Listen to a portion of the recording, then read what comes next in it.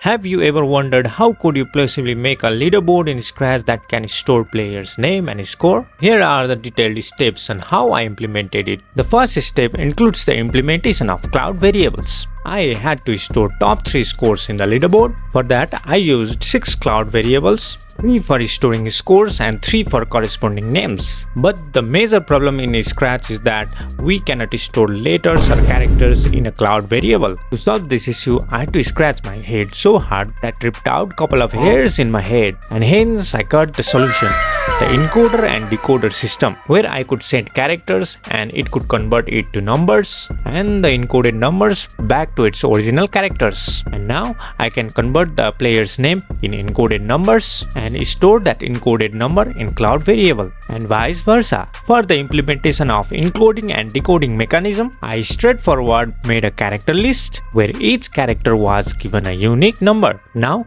I could convert the characters into numbers based on this character list and vice versa. Then for the leaderboard, I made another list variable that would join the corresponding scores and name and show it in a proper arrangement. And here is the project where I have implemented it. The links in the description and you can give it a go. And if you guys want to implement the leaderboard system like this, you can directly download the leaderboard and encoder and decoder sprite from the project and upload in your project.